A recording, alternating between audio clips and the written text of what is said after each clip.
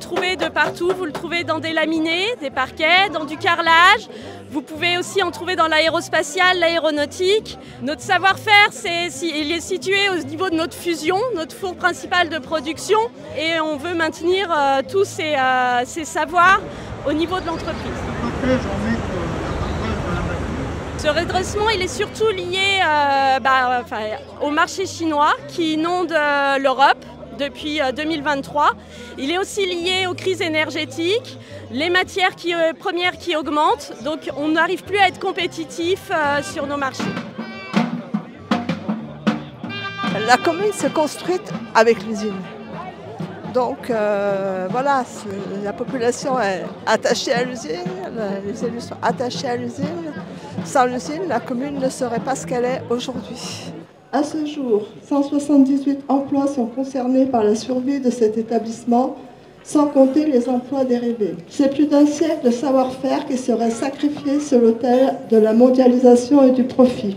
J'ai encore à l'esprit les paroles des dirigeants du syndicat qui expliquaient que malgré des dégagements de fumée qui provoquaient des maux de tête et des saignements de nez, les ouvriers restaient à leur poste pour ne pas entraver l'avenir de leur usine.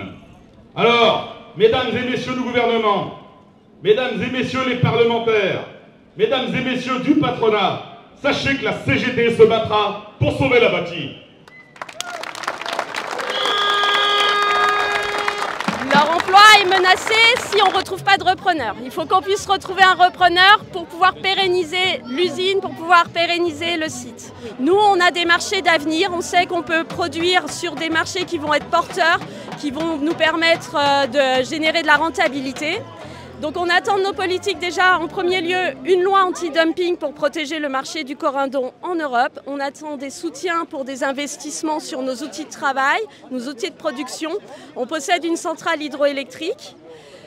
Et on est aussi du coup maintenant à la recherche d'un repreneur industriel qui souhaite nous développer et qui souhaite nous faire fonctionner. Alors pour l'instant, nous c'est au jour le jour, on ne sait pas trop comment ça va se dérouler. Selon ce qui va se passer, on fera d'autres mobilisations. L'important c'est de maintenir la production, de continuer à travailler et de continuer à être là.